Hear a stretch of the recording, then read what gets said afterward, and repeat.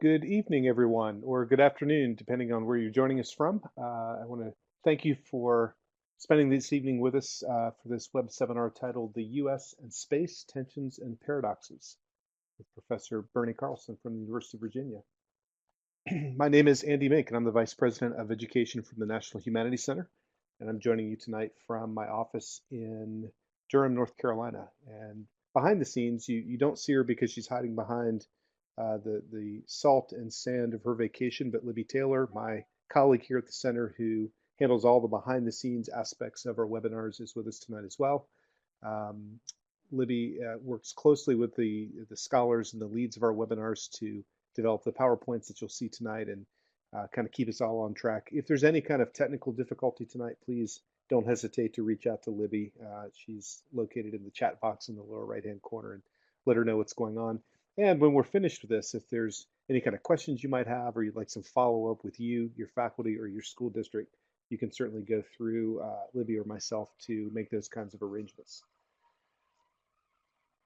The primary goal of our webinar series, American in Class webinar series, is to connect scholars like Bernie with you, the teaching population, and to really give you an opportunity to spend time doing a deep dive in a relevant topic and a compelling aspect of the humanities. Tonight's session will have a focus on U.S. history, but I think it's a unique spin and unique in a couple of ways. The first is a real acknowledgement that the humanities are tools that allow us to tell the stories, to share the narrative of the life that we live in. And while this may seem on its surface like a technology focused webinar, while Bernie himself might have a strong background in technology and engineering and sort of the mechanical nature of the world, it's really overlaying that human interpretation and that narrative that the humanities allow us to do. Secondly, this is a companion webinar for a 3-session colloquia that the National Council for History Education, one of our partners in this series, has completed. This first webinar is a follow-up to an in-person, face-to-face 3-day event that was hosted in Florida. Bernie led it with teachers who had been recruited and compensated from across the country. We'll be doing this project 2 more webinars and 2 more colloquia this year. For the next 2 years, we'll be repeating that, if not by the same topic, it's certainly the same theme. So I would highly encourage all of you to consider not just joining our virtual sessions, but maybe considering spending time in Florida, the next one, or the last one, I should say, in Alexandria at the U.S. Patent Office, the final one in Pennsylvania at the U.S. Army Heritage Center. And all of them are opportunities for us to make that connection between technology and its role and its impact and its reflection on American culture. As I mentioned, the National Council for History Education is our partner in this series. I'm fortunate to serve on the board of NCHE and feel very strongly about the value of the organization. It's been nearly 30 years now that NCHE has attempted and been successful at bringing historians and teachers and education specialists, university faculty, community leaders, museums, archives, libraries all together to have conversations like this. I think the National Humanities Center then really shares a very like-minded mission. And as I mentioned, tonight's session is also unique in the sense that we are focused primarily on the Library of Congress digital collection and funding this through a grant from the Library of Congress that allows us to find relevance and sort of a curated theme in the digital assets that we as teachers realize are so powerful, so valuable. The National Humanities Center, just as a brief introduction for those of you joining us for the first time, is a retreat center. It's a place for fellowship of elite university professors and scholars from all over the country and now internationally.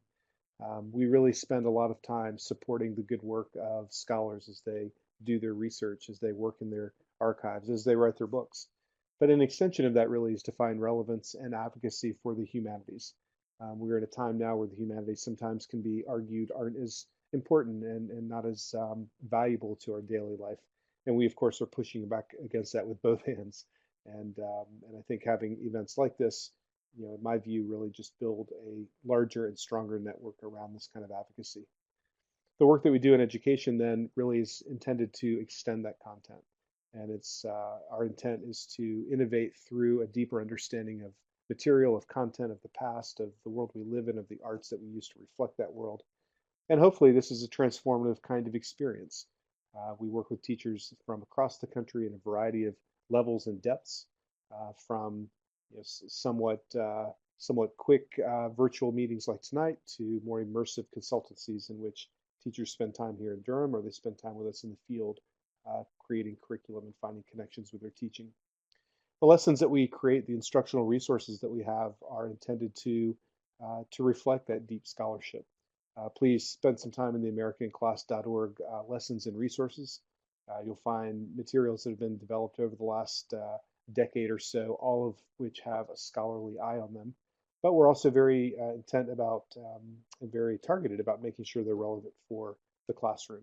The webinars that we feature, we're in the tail end of our 2016-17 series. We probably have 6 or 7 left between now and the end of May. Again, these are free, these are open. I would encourage you and all of your colleagues and your own professional network to join us. In order to find the relevance and really to tap into that expertise that teachers bring, we do have a Teachers Advisory Council. And in fact, we just opened a few days ago applications for next year's council. You can see on the side of the margin there and through the link that we've provided the process that we will encourage, and we're hoping to get applications submitted by May the 5th, 2017. This year's group has been absolutely wonderful and outstanding in terms of the contributions they've made to the center and to humanities education. They're located literally from Alaska to Florida, and we would encourage any of you, no matter where you're located, no matter what discipline that you work in, to spend some time maybe considering this role. Should you be chosen and invited to be a part of this council, we will have a boot camp here at the center for 2 days, and then we'll have a whole variety of opportunities and ways in which you can contribute and benefit from working with the National Humanities Center. So that'll be open until May the 5th. We would love to see your application. In terms of tonight's webinar, it's important to you, really, to make sure that you document your participation. There will be an evaluation at the end of tonight's webinar, and upon completing it, you'll be able to download your certificate. You can take that then to your school, your administrator, or your district to make sure you get the appropriate CEU credits. This webinar really is intended to give Bernie an opportunity to share his knowledge, but it does depend on and is greatly enhanced by your participation. You can make remarks, you can ask questions, you can respond to Bernie's thoughts in the chat box in the lower right-hand corner. I would strongly encourage you to just jot out the kinds of thoughts that you might have and connect with others who are joining us tonight. The more you contribute, the more that we will be able to respond to that. And my role tonight as a facilitator is to curate and cull those questions and feed them to Bernie at just the right time. And finally, we are now 53 participants in tonight's webinar, but we all have very strong and deep social and professional networks behind us. It would be fantastic to have you participate and share anything that you have tonight with your own network. We have these new words in our vocabulary, it seems like. We follow and tweet and pin and repost and bookmark and tag. Find ways to both follow the National Humanities Center and be tapped into future opportunities, but also share what we're doing tonight with others in your own field, in your own background. So that's my introduction. Again, I want to thank you for being here. Tonight's session will go until 8:30 p.m. East Coast time. And again, my role is to both introduce Bernie, but also to facilitate your participation. And then at the end of this video, you'll have access to not just the PowerPoint that's associated with it, but also a recording of tonight's webinar, which, yes, Libby, I did remember to turn on tonight. So as an introduction, and Bernie, I'm going to unmute you and as I do this. As an introduction, I've known Bernie now for 10 or 12 years, and I couldn't think of a better person to lead tonight's webinar and the subsequent ones that we have planned. And I could sort of go through all the different items on his CV or things that he's accomplished as a scholar. But I think what Bernie has that not everybody has is a real credibility and an ability to be articulate with teachers, with educators, with ways to take this material, dense and sophisticated as it might be, and reconceptualize it for an audience of younger learners. So Bernie, I can't thank you enough for joining us. I'm going to hand you the proverbial microphone and invite you to lead the PowerPoint tonight. And I appreciate you being here from Charlottesville. Andy, thanks so much. It's a great pleasure to be doing this event tonight with all of you, and welcome to the 50 plus folks that are now online. And by all means, if you have a question or a comment as I'm going through the presentation, please type away in the chat box. I will keep one eye, to the best of my ability, on the chat box. And at the same time, Andy will be also watching that more closely and will periodically stop me and suggest that I take a question here or there. Let me tell you a little bit about my background in order to have you appreciate the sort of approach that I take to these things. I'm actually a professor and have been a professor for 30 years in the School of Engineering and Applied Science at the University of Virginia, but I am not an engineer. My background as an undergraduate was I started as a history major. I thought I was going to go to law school, following my dad's footsteps. I couldn't get an accounting class, and so I suddenly decided to take a physics class. Why I decided to do that in my sophomore year, I have no idea. But I found myself toggling as an undergraduate between physics classes, which were a great deal of fun, and history classes, which were equally stimulating and invigorating. And finally, somebody said one day to me, "Kid, you need to go into the history of science and technology." And that's what I did. I went to graduate school, got my PhD in that field at the University of Pennsylvania, and I have been teaching the history of technology one way or another for the last 35 years. I've been 30 years at the University of Virginia. So I'm a real mongrel. I'm a mix of both a historian, a humanities guy. I'm very proud to be the Vaughan Professor of Humanities in the engineering school. But at the same time, I am fascinated by technology. Not so much because of its relationship with science, but because of its relationship with people. That technology is, like art, one of those creative endeavors that people pursue. And what I always want to know is this a two-way intersection of how technology is shaped by social values and how social values are shaped by technology. So the big question I want to talk about tonight is a lot of times you sort of say, well, most of the things we think about with technology, we say it's focused or shaped by the economic aspects. Technological choices are made by companies in order to make money. People purchase various products because they think that it will provide them with convenience or improve their lives. But those are really largely economic functions that technology has. But tonight I want to suggest that technology not only does economic work and not only is part of the world of business, but it is also part of the world of society. It's a part of the world of politics. And in particular, the questions that we'll unpack tonight is to reflect on how technology often conveys to people, to audiences, to populations around the world, the authority of government, that the government is in charge because, well, it is able to produce this technology, and the technology is a way of displaying power. And it also shapes, as we'll see very profoundly, technology shapes the relationships, the diplomacy that happens between nations. And so we want to be reflecting tonight in our conversation, in the stories I'm going to tell you about the space program, on this notion of exactly how does a particular technology, space technology, reflect values and ideas. Now, for Americans, I think the space program is a complicated thing. We all have a set of memories and associations with it. If you're a fellow like me, I'm just a little over 60. I grew up with the space program. I was 12 or 13 years old when the Apollo 11 landed on the moon. So I have that memory, but I'm also trying to frame those memories in terms of a larger structure, a humanistic framework or set of values.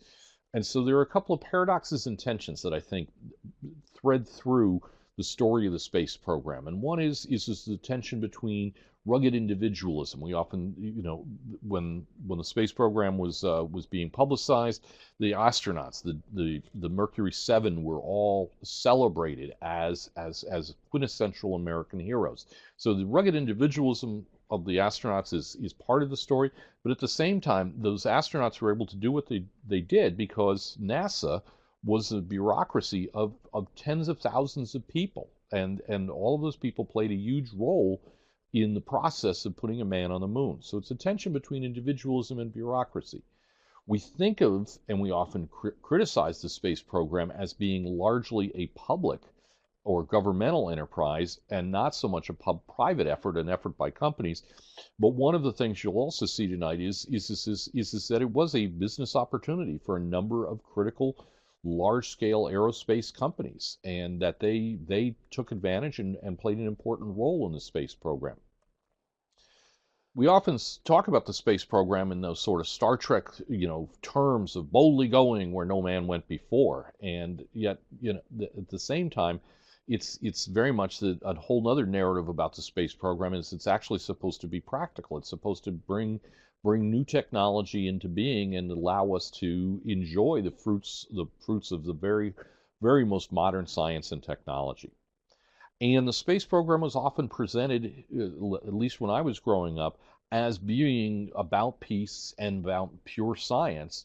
And yet, one of the revealing things for me in the course of studying and teaching about the space program was to realize its relationship to military power. So I said a moment ago that technology is often used to display power, and that is really one of the key thoughts that I want us to wrestle with tonight. And one of the places that I come to this, or an example that I come to it, and it may feel like all of a sudden we're supposed to be talking about rockets, and I've got this slide up in front of you showing you this lovely bronze sculpture from Versailles and from the time of Louis XV.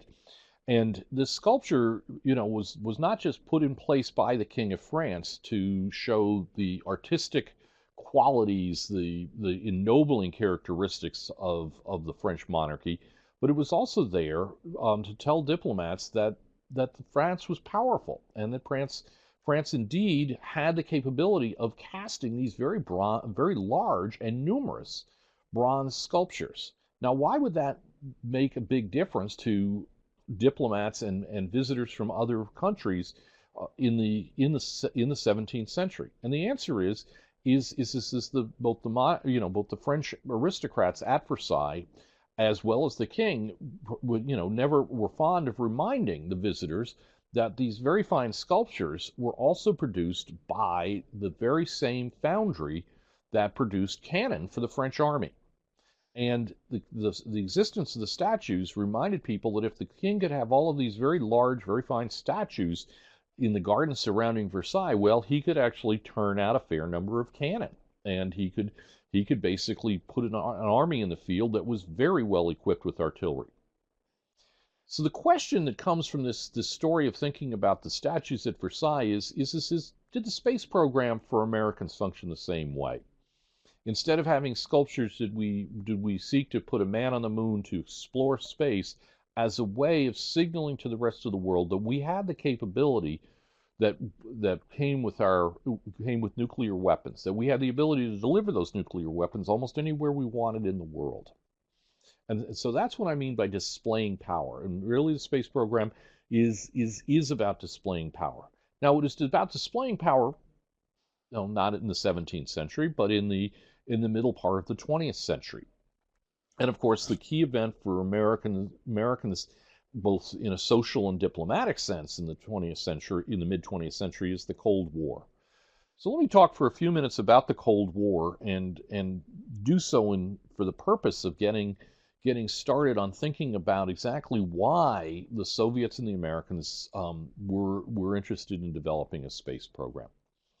We all know that in 1945, the United States dropped the first atomic bombs in Japan on Hiroshima and Nagasaki, and the major military goal was to avoid what would have been the heavy casualties of invading the mainland islands of Japan, and the hope was that the atomic bombs were so horrendous that it would lead the Japanese to surrender unconditionally, which is what they did indeed do in the summer of 1945. At the same time, American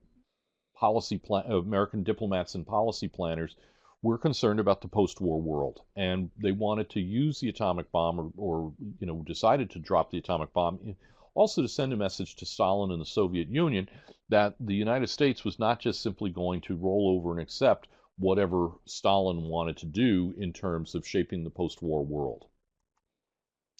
The major thing that was on the mind of Stalin, I think, or many people think, was the fact that the Soviet Union had been indeed invaded in 1941 by Nazi Germany, and they had lost a significant portion of their population, and probably to sustain the largest number of casualties in World War II, 20 million people, in order to defeat the Nazis.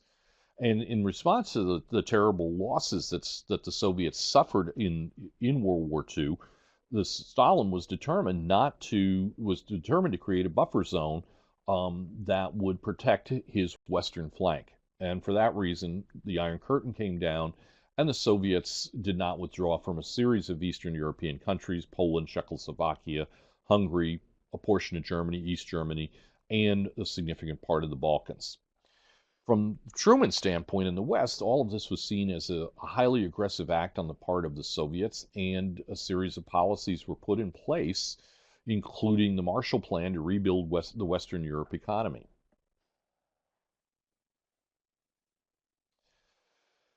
Now, the Soviets were determined to go toe-to-toe with the United States, with the West, and in part they, were determined to have their own nuclear weapons, and they exploded their first weapon, their first nuclear device in 1949.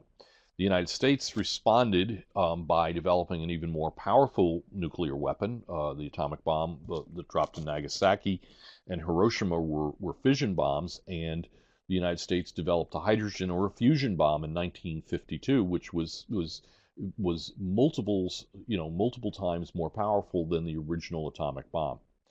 So much to the horror and the surprise of the United States, the Soviets were quick to follow, and within 3 years, in 1955, the Soviets had their own version of the hydrogen bomb, and essentially the Cold War as a nuclear standoff was on its way. Now, what has this got to do with the space program?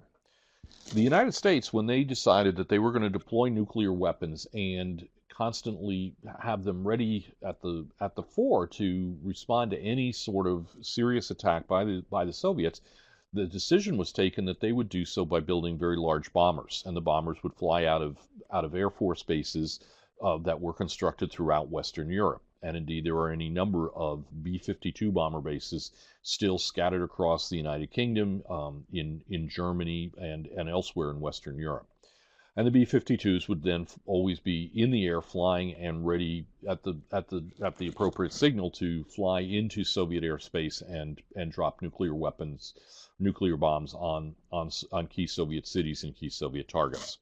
In contrast, the Soviets decided not to go with a large air force of long-range bombers, but instead decided to begin developing a new way or an alternative way of delivering nuclear weapons, which was to create ballistic missiles that could be fired from continent to continent, or what became known as ICBMs. And their first major launch in this regard was from 1947. Like the Germans, the Soviets had a group of very energetic young scientists dating from the 1920s who created their own rocket society and studied rockets through the 1920s and the 1930s. And the Soviets were able to have an intercontinental ballistic missile, or have the makings of a missile that was going to be able to do this, because they were able to take advantage of that cadre of scientists that had been working on it for well over 20 years. In 1955, the people, both the United States, both the West and the United States and the Soviets, began talking about a year devoting 1957 to a year celebrating the peaceful exploration of the Earth, and it was going to be called the International Geophysical Year. And one of the things that the United States said that they would do as part of this International Geophysical Year was to launch some sort of small satellite. And Eisenhower himself made that announcement. Now, Eisenhower was fairly clear all through his second term that he did not want to see the development of a space program. He was suspicious that it would be part of a larger military-industrial complex. As all of you well know, that was one of the parting shots in his final speech at the end of his presidency, to warn about the dangers of creating that large bureaucratic structure. And he also felt that the U.S. was doing reasonably well defending the United States by using the long-range bombers such as the B-52s.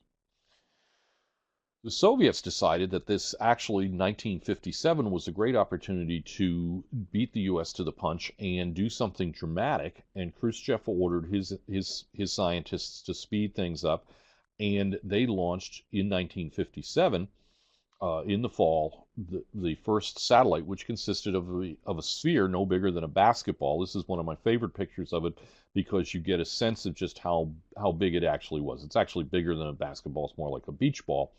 And then this was launched at the top of an intercontinental ballistic missile, and it went into orbit, and it stayed in orbit for a few months, but it scared the daylights out of the West, particularly Americans, because suddenly this was hard evidence that the Soviets had a missile that could potentially deliver a warhead to anywhere in Western Europe and indeed to North America.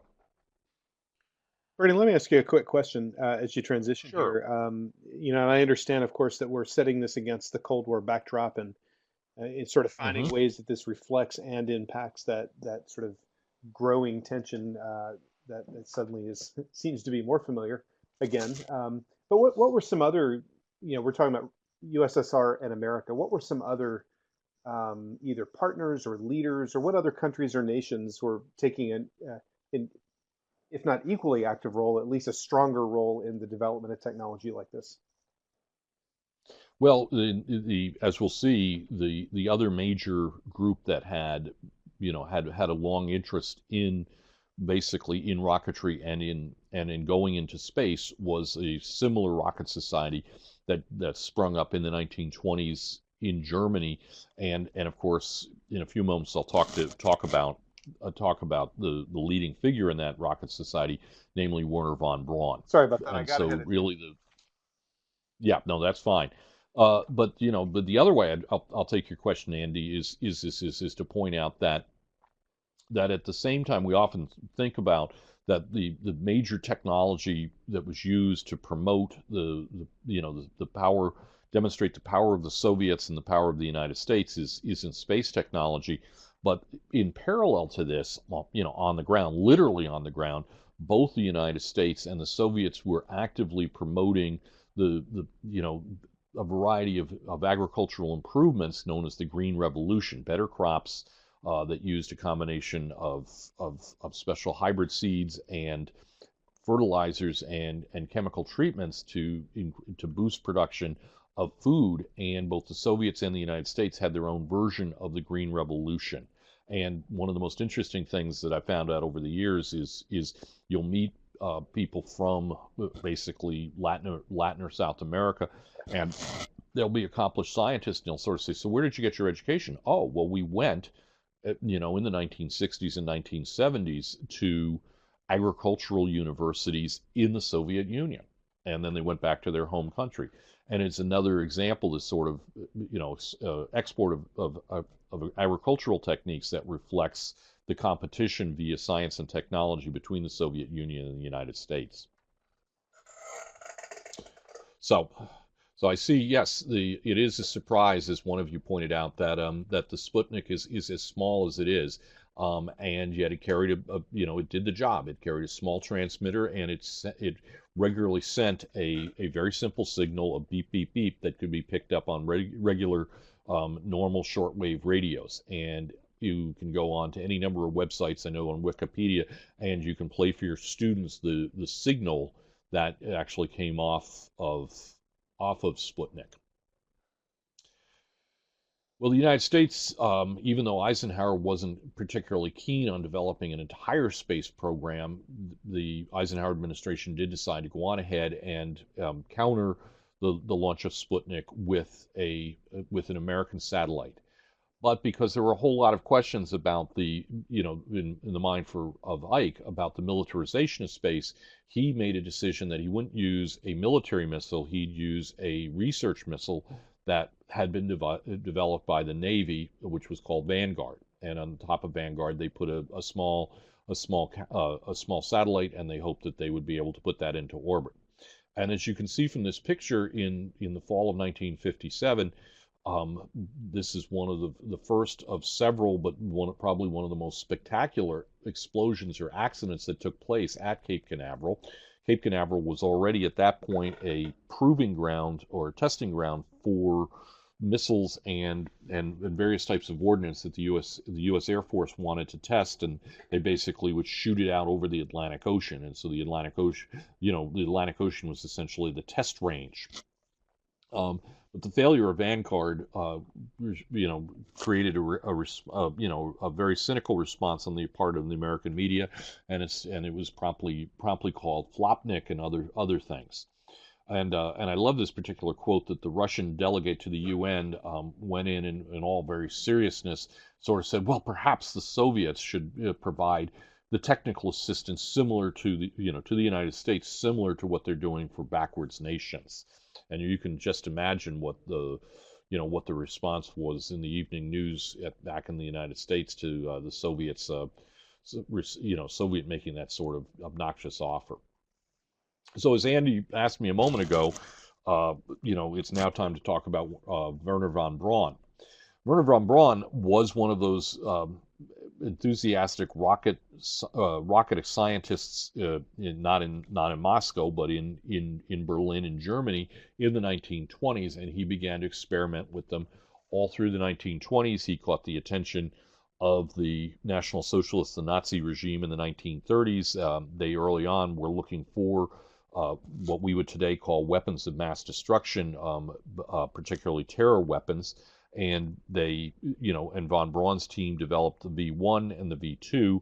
The V1 was essentially a rocket-powered bomb. It was the equivalent of a drone that they would launch from southern Denmark, and they launched hundreds of them against London, and it was designed to really be a terrorizing weapon in the sense that it would come screaming in with no airplanes or no bombers up overhead. So it really just sort of was death out of the sky.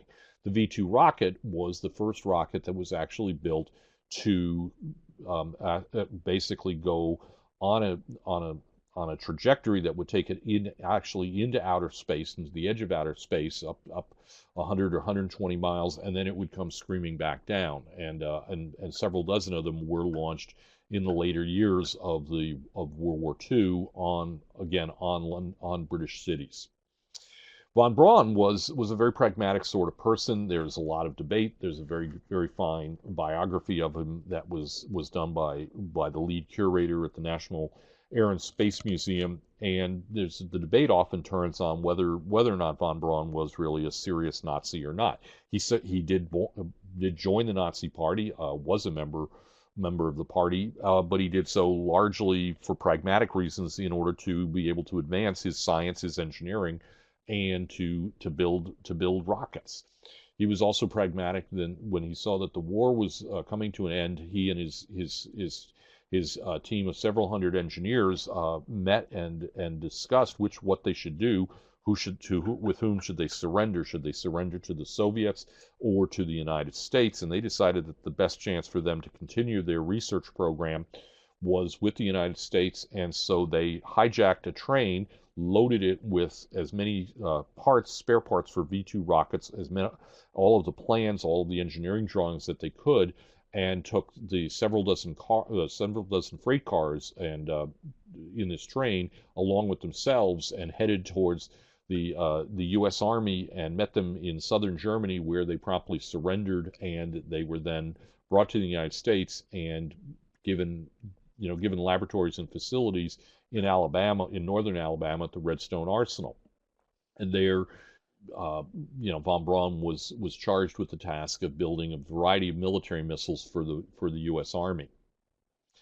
In 1958, or as you saw, Vanguard failed in late 1957, and in response, the U.S. government, under Eisenhower, created NASA. They basically took an existing aeronautical organization called the National Advisory Committee for Aeronautics, NACA, and they converted into NASA. And that agency came to von Braun and said, "Can you develop a rocket, or do you have a rocket that you built at the Redstone Arsenal that we can put a satellite on, and the rocket will be suitably reliable to actually not blow up on the pad?" And in January 1958, von Braun's team was able to lift the first U.S. satellite, Explorer 1, into orbit. And Explorer 1 had a scientific accomplishment in that it discovered a belt of radiation high above the Earth, which interferes with radio and television transmissions, and it was named after one of the scientists on the early Explorer satellite team, namely James Van Allen, and so today we call it the Van Allen radiation belt. Let me as I flip the next slide, I see a question down here, which is were von Braun and his associates granted immunity, or were they viewed separately as scientists rather than members of the German military?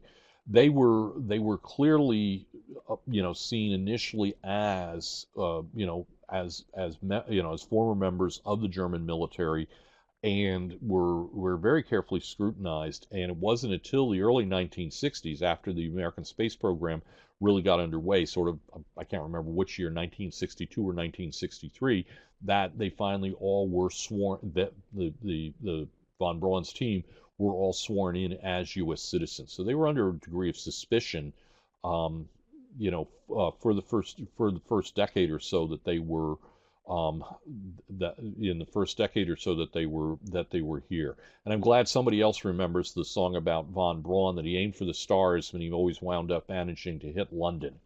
I wish I could recall the melody that went to. So, and this is the same von Braun that figures in the October Sky. And if you've seen the movie, this von Braun is the scientist that the young man, Homer, and I can't think of Homer's last name, who Homer then Hickam. went on to be Homer Hickam. That's Yes, right. von Braun was the guy that he shakes hands at the very end of the movie. And I will point out in a little bit where at least where the Rocket Girl story fits into into this overall chronology. So good questions all around. So the both the Soviets and the United States managed by 1960 to have actually put up a small satellite, and in some ways people were sort of assuming that that space was going to be an unmanned mission until April of 1961, when the Soviets surprised everyone by launching the first man into space, Yuri Gagarin. And Gagarin was a former pilot and military officer, former pilot and member of the military officer in the Soviet Air Force. But when he actually traveled up in Vostok 1, he was just along for the ride, and in fact he didn't really pilot this particular mission. The American response to the first Cosmonaut was to create the astronaut corps, and 7 test pilots were selected to become the first class of astronauts, and they were going to fly in Project Mercury, in a capsule, as you see on the left hand side. And you can see that the very first flight wasn't actually in orbital flight.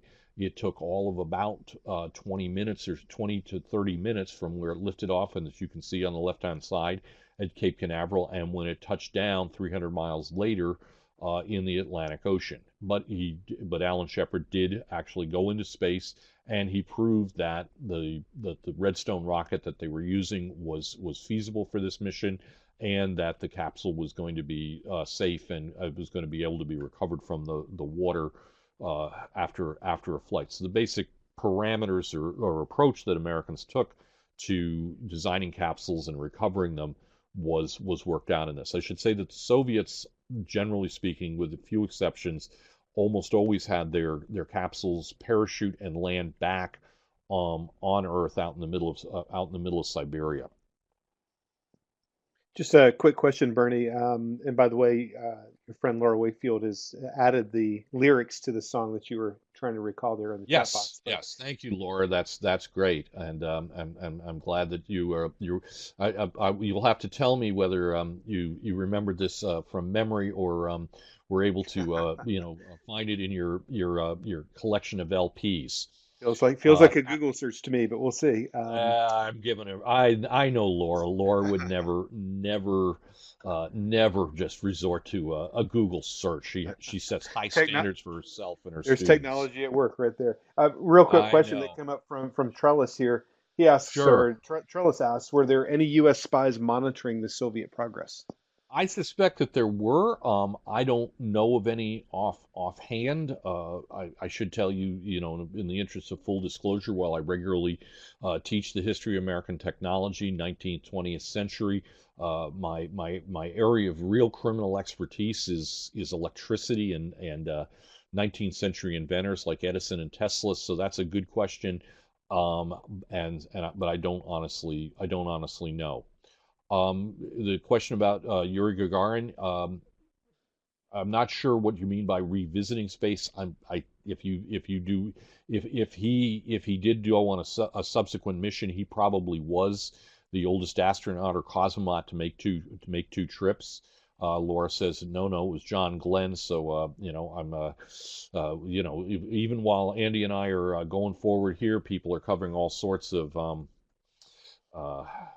sorts of interesting things. I don't know anything about FISA warrants. So now the astronaut program, basically the whole point of the Project Mercury was to put a single man in space, figure out what kind of launch capabilities you needed to have, what kind of tracking facilities you needed to have around the world to keep track of where a manned spacecraft would be as it was orbiting around the world. So a whole set of practical problems in that regard were solved there. Um, Initially, Kennedy was a lot like Eisenhower in that he thought that the space program was going to be too expensive and wasn't necessarily going to provide a useful way to be in competition with the Soviets. However, in the first couple of years of his presidency, he was humiliated by the successes that the Soviets had in space, and also by the disaster in Cuba with the Bay of Pigs invasion. And as a result of those geopolitical challenges, Kennedy decided that he would save face by developing a space program, and in May 1961 asked Congress to fund the Apollo program, and the funding actually came through long before they had any idea how they would exactly do it and accomplish it. So, so that's and the picture here you obviously can recognize Jack Kennedy on the right hand side, and that of course is von Braun on the left hand side. We On the chat box, Laura pointed out that John Glenn was one of the astronauts, probably the most famous of the Mercury astronauts, and his famous flight was in November of 1962. And unlike Gagarin, he actually piloted the capsule during the three orbits, proved that there was a real advantage to having an astronaut that could control the spacecraft, during a mission. What he had to do is he had to actually fire a series of retro rockets on either side of the capsule to basically keep it properly oriented and allow it to take advantage of the Earth's gravity as it was orbiting around. He was regarded at the time as a real hero because on reentry, the sensors told Mission Control in Houston that the bottom heat shield on his capsule had basically come loose, similar to what happened years later with Challenger. It hadn't actually come loose, but he had to again control the spacecraft very carefully, bring it, basically control the angle by which he re-entered the Earth's atmosphere, and as a result, he was regarded as a genuine hero upon his return. There were a couple more Mercury missions after John Glenn, again to prove and to fully understand all of the things you needed to do in order to have a serious space program. And and that again takes us back to one of the points is the Mercury program was was the beginning of creating that very large bureaucracy that was absolutely necessary in order to put a man on the moon.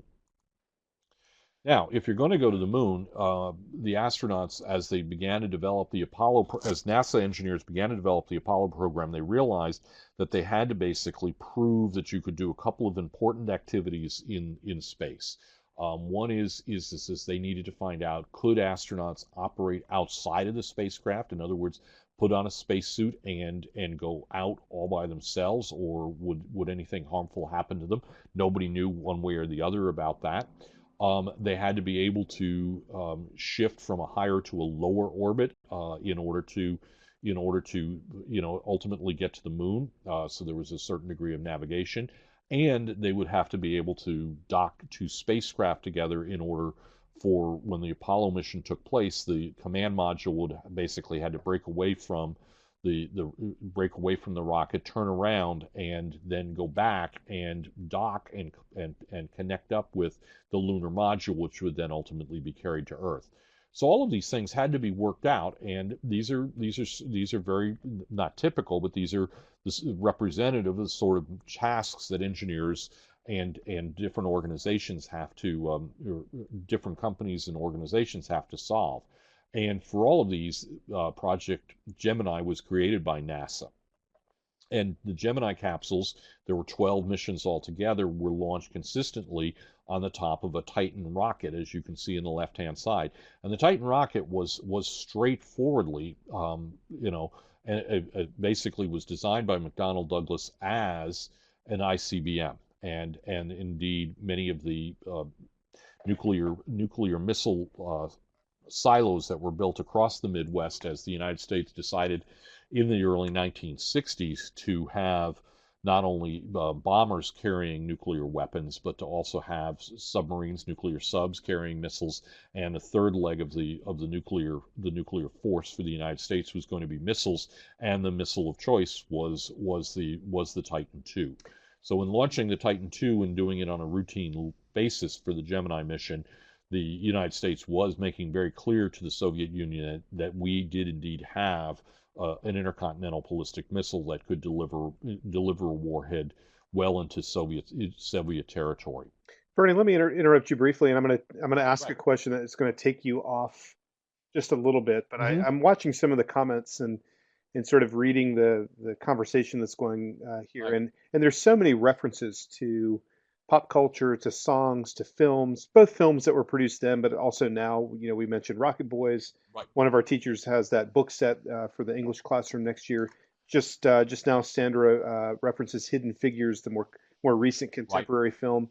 And I'm wondering, there seems to be this kind of this really clear imagination that has been captured by this kind of technology, whether it's weaponry or whether it's exploration. Can you speak just a little bit to this notion that this really grabs people in a way that not just tweaks their imagination, but has this long-lasting impact on our cultural landscape as well? Right. So I think the power of Hidden Figures is a very very interesting and useful corrective to the rugged individualism that I mentioned a few at the beginning of the talk, that Hidden Figures reminds us that it took a very large team of talented people and a diverse team of talented people to work out all of the things that are involved in going up in space. And so that I think is one of the reasons why Hidden Figures has done as well. It's a great story, but it's a surprising story because it cuts against the traditional narrative of the space program, largely being about well, as I used to have a student that would sort of joke that the space program was a welfare program for white engineers. Mm. And this in contrast emphasizes that the space program was an opportunity for a very important group of people, and that in the Hampton Roads area, the NASA base down there was highly reliant on the mathematicians that were black women that were were well educated and came out of the historical black colleges. It also, I think, is part of of this time period, which is the wish of people to go on, and Homer Hickam is a great example in popular culture of a young man that does well, and that the space program is not just about physical travel, physical mobility, but it's also about social mobility and ability to leave, to take advantage of technology and improve your life in some pretty dramatic ways. It I'm was not sure that's exactly the best way to approach this, but right. that's a couple of thoughts that come to mind right Well, now. I mean, partly my question too is born from, again, this sense that there are these really clear uh, art, film, music touch points, books touch points on Yeah. space travel, on technology as you're describing it. For me, just a little bit younger than you, Bernie, but not a ton. For me, it was the Challenger. It was the Challenger blowing up, and Hmm. that was kind of the touch point. But I don't know that, where we are now, the students that all these teachers are standing in front of have the same attachment or the same mental model for what this technology is. And if that's the case, I don't know that it is, but if it is, where did that end? Where did that start to go astray? Well, I think and I can't, I think it's a very good question to sort of probe as to the fact that the space program, for lots and lots of people, as several people have noted on the chat box, the scientists and engineers that went into the space program in the years after Sputnik did it partly out of patriotism, and there was a significant investment in the development of science and engineering. The federal government encouraged universities throughout the United States to and gave them money to basically build new laboratory buildings. And in fact, I did my physics. My physics classes were all in a building that was basically at a private college, but was supported by federal funds to increase the population, the science, the number of science majors. And I do think that people went into it in the 1960s and the 1970s, partly inspired by Kennedy and others, to make the world a better place, to demonstrate that science could be used for peaceful means, and that they tended to focus much more on the peaceful side of the of the space program, and see it as a pure science thing. The point is however, that it was this complicated mix of both pure science and military goals. And indeed, the Air Force was hoping that there would not only be civilian NASA Gemini missions, but there would be what were going to be called Blue Gemini missions, which were going to be undertaken by the Air Force for military goals. I think where things have changed is the new STEM movement, which is very good, is largely driven today not so much by the desire to be patriotic or to help the country, as much as it is about the goals of private enterprise, and is a result of the stories that we tell about the modern development of computers and software, that the heroes, the technology's heroes today are largely folks that basically came up through Silicon Valley and have succeeded in private businesses. And so STEM today, and what motivates students, at least the students I have coming into engineering, are largely a very different mix of business and profit-minded motives. So it's an interesting thing when you're talking to young kids today, why science is so exciting. Is it a pure science? Is it patriotism, or is it also about business? I'm mindful of the time, and I want to make sure that I use the time that we have available to good use. I'm going to plunge on ahead, but Andy, Perfect. you Yes. keep an eye Yeah, on we that have chat we have about box, and 30 more minutes, Bernie. good. Okay.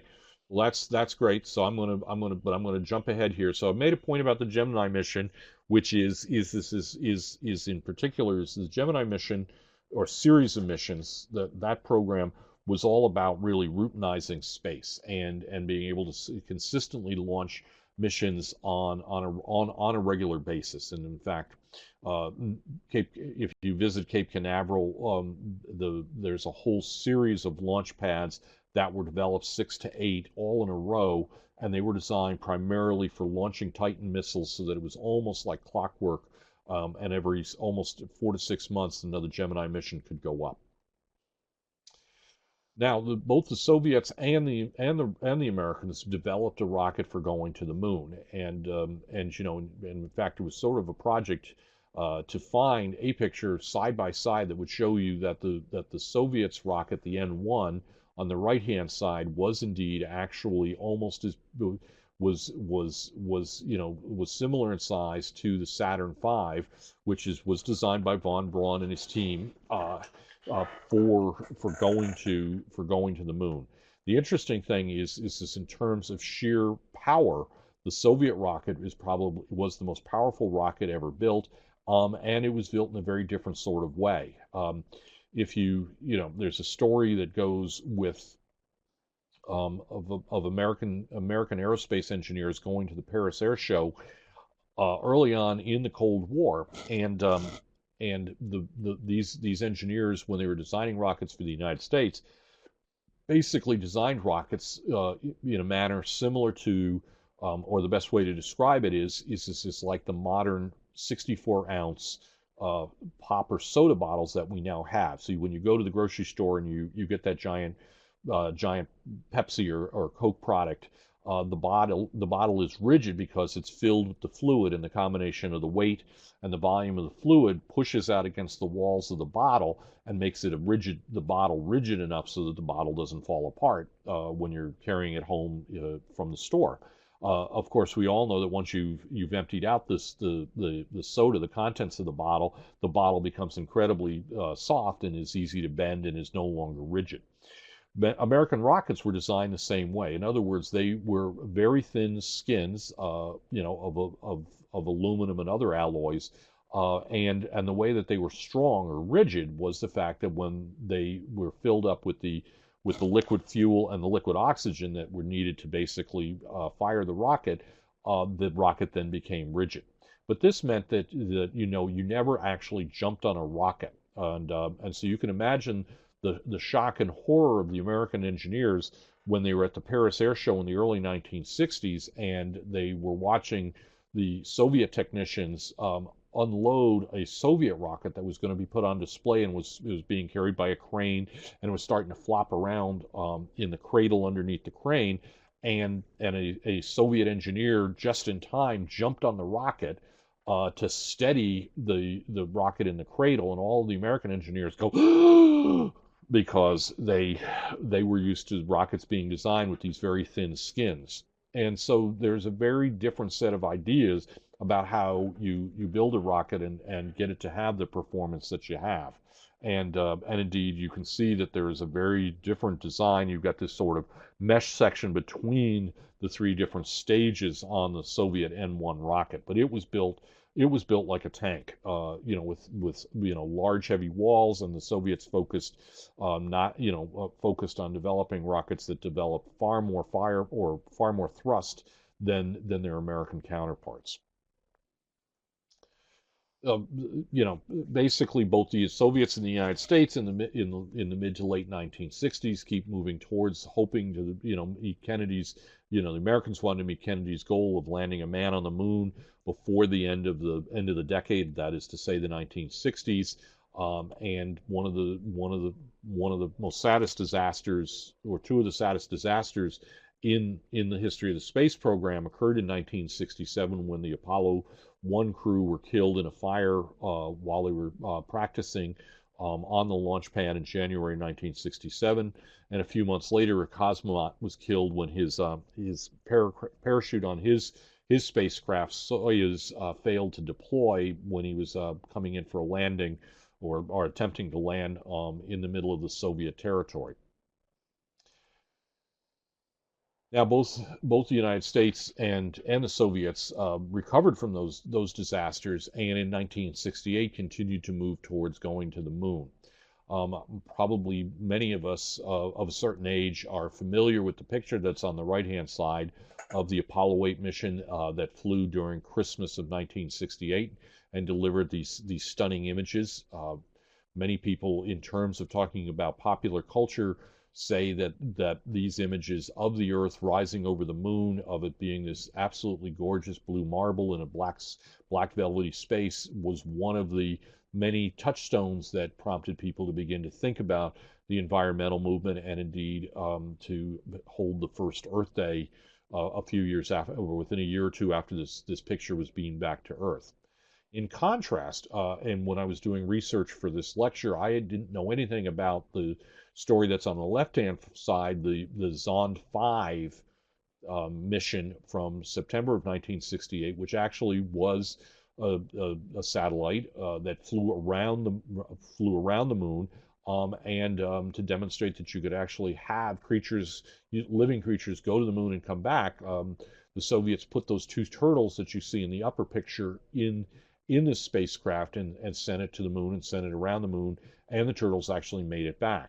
Now, to really give the Americans a good jolt, and perhaps one of the great examples of fake news, is the Soviets actually beamed back voice recordings from the craft, so that it sounded like there were actually cosmonauts in the in this craft, in the Zond craft, when of course there was only just those turtles.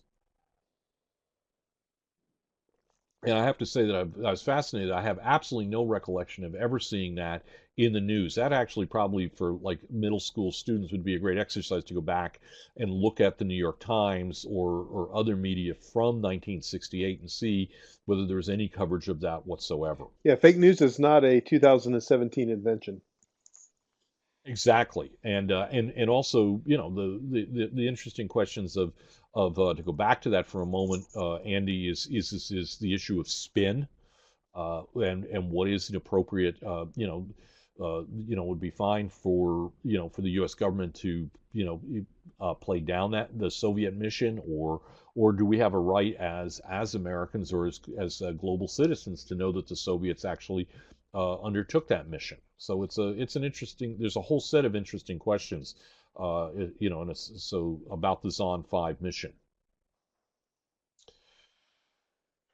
The Apollo program reached its succeeding in its goal as we all know in July 1969, and three astronauts, Armstrong, Aldrin, and Michael Collins, used that Saturn V rocket that I talked about a few moments ago, and flew the mission with the combination of the capsule and the command module, which is the triangular piece in the middle, the service module, which was a rocket that basically allowed them to have rocket power that carried them to the moon and then back, and of course the lunar module, which is the bug-like thing on the right-hand side.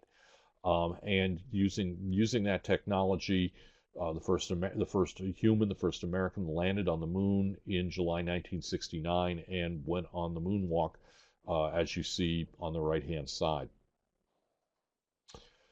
Apollo 11 was followed by 5 additional moon landings up until 1972, and the scientific program was devoted to actually going to different parts of the moon, different parts of terrain, collecting different moon rocks. There is a program that we learned about when we were doing the workshop a few weeks back at the Kennedy Space Center, where the educational program at NASA will train teachers and allow them to actually be qualified to show moon rocks or a sample of a moon rock to their students. And we can get you more information if you think your students would like to do that. The later missions that collected those moon rocks, pardon me, and I often think of this as one of the great quintessential American pictures. Between hitting golf balls on the moon, what else would Americans like to do but drive a car on the moon? And there indeed is the lunar rover, the car that the astronauts had on the moon.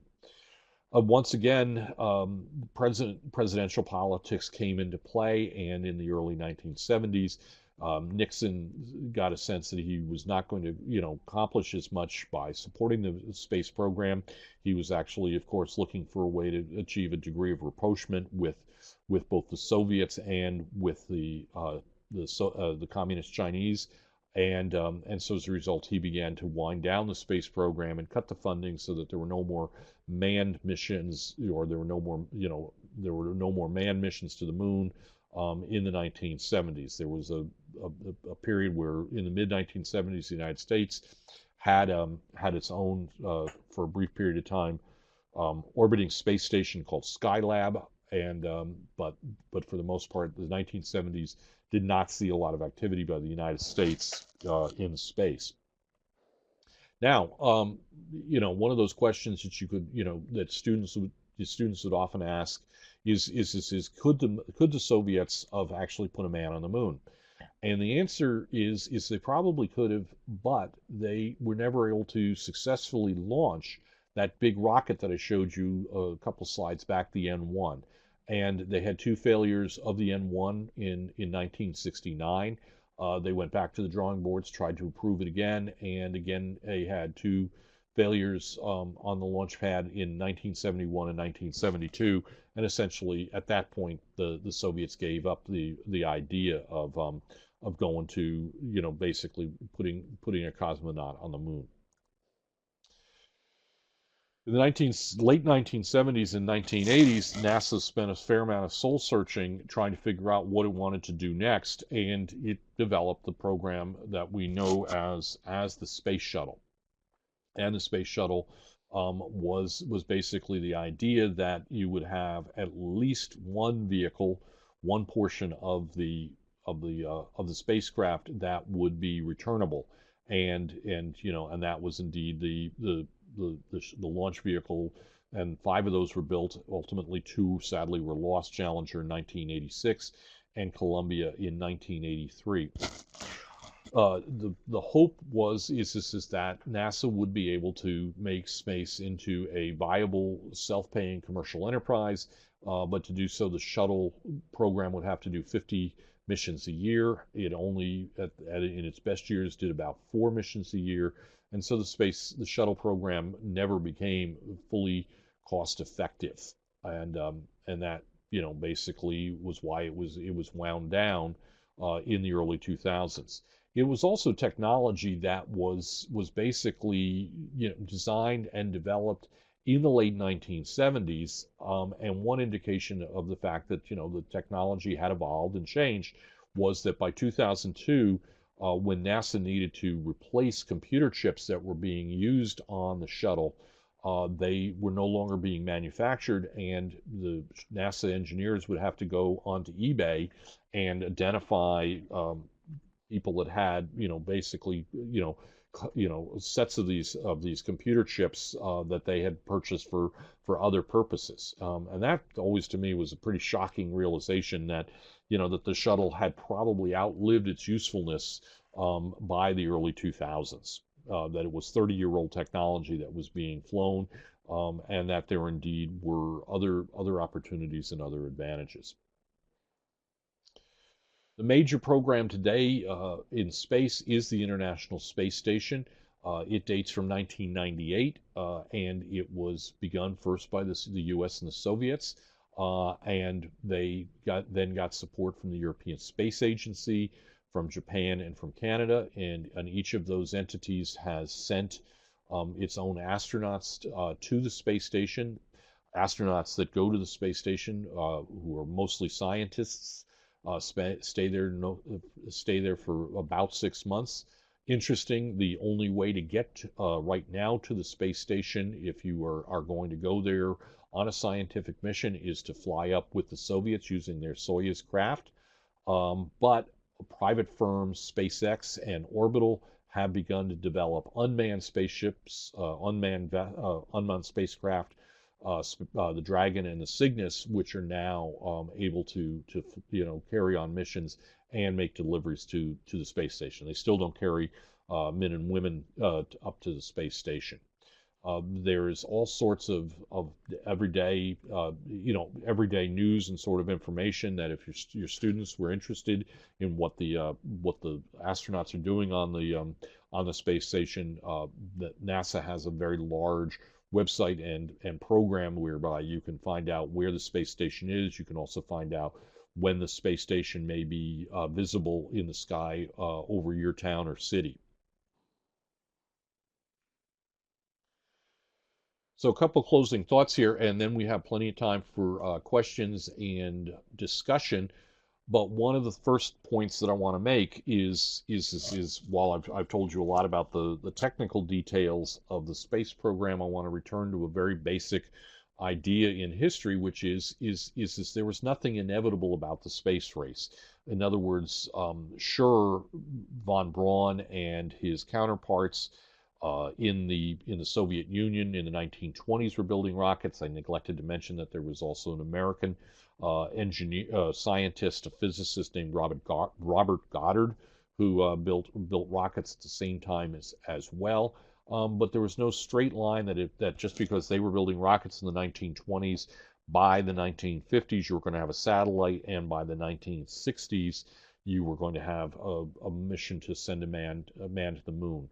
The space program is a result of the peculiar circumstances of the Cold War, and it really is about this effort, I think, primarily for both the United States and the Soviet Union to display the capability of their nuclear arsenal, particularly their intercontinental ballistic missiles, and they wanted to flex their muscles, but do so in a way that did not, provoke a shooting war.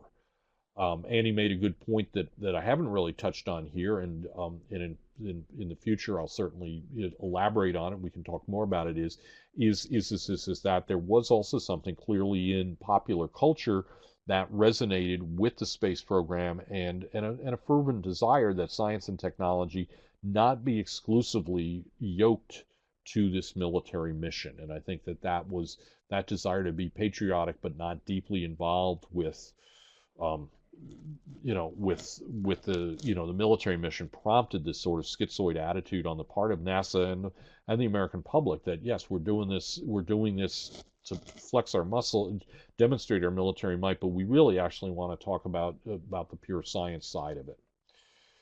I think one of the surprising things is it's very easy to assume that it was a straightforward set of decisions that American presidents from Eisenhower through to Kennedy, Johnson, to Nixon, and on into the 1970s, that the U.S. presidents would be supportive of the space program, when in reality it was always viewed in terms of whether it was going to advance the geopolitical mission or policies of the United States.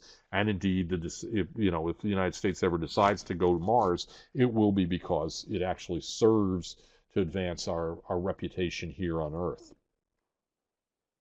at least in my humble opinion. So I talked at the beginning, and I want to come back to those paradoxes and tensions that we see in the American space program. And it certainly is a story where we are dependent. We should value and respect the courage of the Apollo 1 astronauts, of John Glenn, of others. But we should also recognize that the success of the American space program or the Soviet space program has to do with tens of thousands of anonymous engineers, scientists, technicians that built up the large-scale organization that made the space program possible. And that's again what I think is truly remarkable about the movie Hidden Figures. We often get hung up on the space program as being largely something being done by the government, but it was done primarily not by government scientists, but by contractors who basically built the space capsules, the spacecraft, built the rockets, built all of the support systems, and indeed, when we were recently at Cape Canaveral, somebody asked, one of the teachers that was on the workshop said to the tour guide, we were on a bus, and they said, so where was the control center for Cape Canaveral? In other words, basically when they go 10, 9, 8, 7, and they're doing the countdown. That's actually being done at a control center right at Cape Canaveral. And and then once the rocket takes off, it goes to mission control, or responsibility goes to mission control in Houston. And the tour guide said, well, to tell you the truth, there were three different mission control centers, or control centers in in in the heyday of Cape Canaveral, because one was built, each major aerospace company, McDonnell Douglas, Boeing, Northrop Grumman, built their own control center depending on which technology they were working on. And that these private companies had a high degree of responsibility for the actual launch of the rocket. Once the rocket, of course, went to, was up and on its way, then the NASA scientists, or the NASA managers at Houston, took over. But it was a real revelation to me that there's nothing new about the presence of large scale companies working hand in hand with NASA at Cape Canaveral. And indeed, if you go there now, there's the impressive thing is to see that Elon Musk's company SpaceX has basically taken over one of the Apollo launch pads and has revamped it for its recyclable rockets. Other companies are using some of the other space pads for their particular missions.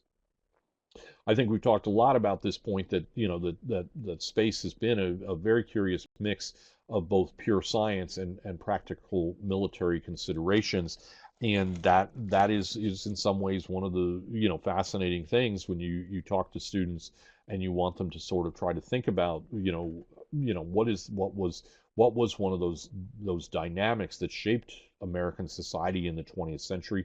It was certainly this mix of, I'm trying to do things for civilian, for peaceful, for positive ends. At the same time, the very same technology could be used to blow the Earth up 17 times over, and we still operate on, wrestle with that paradox, or that tension. So I'm at the point where I've made a couple of points. I've told you some stories about the American space program, and I'd welcome. We've got about a little over 10 minutes. The floor is open for questions and comments. I appreciate you tuning in and participating tonight. I see that we've actually gained a few more attendees, and welcome to all of you that have joined us a little bit into the story. There's slides, of course, will be available, as is a recording of this lecture from from Andy Mink and his team in North Carolina. Thanks, Bernie. And it's funny for you to some of the stories you shared there at the end in particular. First of all, it gives me an opportunity to remind everyone in our webinar tonight that the National Council for History Education is hosting live face-to-face colloquium with you, Bernie Carlson, as the lead scholar. There are still, I think, spots available for the June 3-day event in Pennsylvania around located at the U.S. Army Heritage Center. But we also will have a second colloquium at the Kennedy Space Center in Florida next January 12th, 13th, and 14th, 2018. And registration will be open this summer. And so you can really go if you're interested in really be much more immersive and really spend time working with Bernie and his team. But having said all that, we've got some questions coming in. Karen, for example, just asks, wasn't there a UN Outer Space Treaty of 1967 that forbade war in space or some such? Is there any indication that nations are focused on taking out each other's satellites? How does warfare and conflict spill into into outer space, Bernie? Well, I think that I don't know as much as I should know about that UN treaty from 1967, but certainly in that time period, along with the SALT talks to limit. I mean, there was a series of steps taken by both the Soviets and the United States to limit nuclear warfare. There was a treaty, of course, to ban underground testing, which is this, both the Soviets and the United States gave up. They no longer, following that treaty in the early 1960s, no longer conducted the tests of nuclear weapons underground. That's why we are fairly concerned about the the tests being conducted by the North Koreans of their nuclear weapons. There was also a series of whole SALT talks to limit the number of intercontinental ballistic missiles that either side would deploy. And there was this concern about the militarization of space, that once you were able to, as shown by the Gemini program, able to put, basically people up for long periods of time. And by the Gemini 11 or 12, the astronauts were staying up for I think it was almost 20 days. People began to realize that you could actually put people up there, you could have a space station, and you could put missiles or other weaponry up there. And so as a result, the militarization of space goes, as a result of that treaty, goes away from weapons, and it goes much more in the direction of developing basically reconnaissance satellites to track and take pictures and communicate between military forces on the ground. And so space is still a major thing, major part of the military programs of the United States, of the Soviet Union, of indeed China. Maybe this is a segue. Sandra asks, is there I see what's any less military consideration for space exploration, since our main enemies use very low-tech items to fight us, like suicide bombers, and mostly economic concerns? Yeah, has that diminished the role of space in conflict? I think our attention is much more focused on, and is devoted to concerns about, about low tech weapons, such as car bombs and that sort of thing. Though, we're not free of thinking about nuclear weapons, which is one of the most worrisome things. Of course, is the development of a weapon of mass destruction, which would probably be a rather simple atomic bomb that would have, basically have a regular bomb that would then explode radioactive nuclear materials and scatter it across the neighborhood. The other thing is when the Soviet Union fell apart. The Cold War, the legacy of the Cold War is still with us, which is the West, and particularly the United Nations, has spent a lot of time trying to figure out where all the Soviet warheads went. Some did go, some went obviously with the Russians, but some went with the Ukraine, and some went with some of the other breakaway republics. And it's an ongoing concern for the U.S. military to actually keep track of where all those warheads went. So the Cold War hasn't exactly gone away, and certain amount of issues today, in terms of tensions with the Soviets, have everything to do with where missiles are, missiles and other weaponry are going to be placed in new countries in Eastern Europe that join NATO. Yeah, and Tom, of course, makes the point that the missiles that we just recently launched did depend on space technology. That's right, the Tomahawks. Yeah, and the Tomahawks are they're the great grandson of V2s. It's the exact same sort of trajectory. So. We have time for maybe one more question. I'm gonna riff for a moment and let our audience consider their question and type it in. See, Tom's Sure. fingers are flying. He's waiting to get a hold of you, Bernie. Right, yeah, and I'm looking just a little bit up.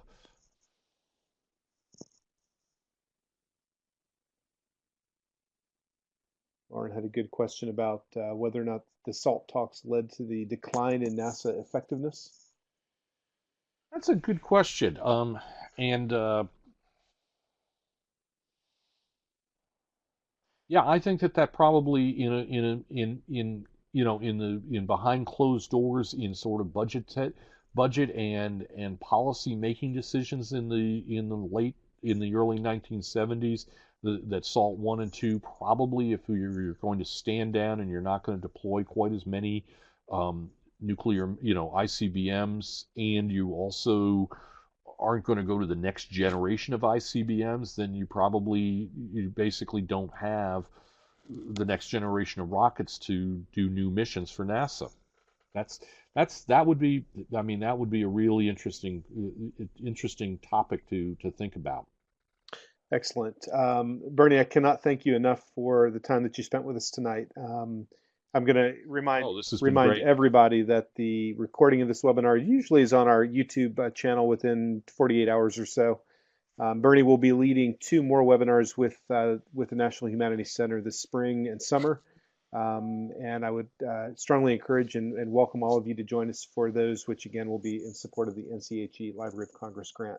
So Bernie, thank you again. I hope things are well in Virginia. My pleasure. And Andy, I am very grateful for the invitation to do this, and look forward to doing another one with you in a couple of weeks on the machine in the Republic, and would welcome one and all of the attendees to tune in again. Have a lovely evening, everyone, or a great Thank you afternoon. so much. So as we wrap up tonight, I'll remind you and invite you to spend some time following the National Humanities Center and the National Council for History Education on social media. And please join us for our next webinar at the National Humanities Center. This one will shift gears a little bit. We'll work in a different discipline, philosophy, and we'll be talking about cultivating students' philosophical thinking with Jana Moore from the University of Washington. We would love to have you join us and really get some resources and have a rich conversation around the modeling of philosophical discourse across disciplines with younger students. So thank you again, everyone. We will see you next time.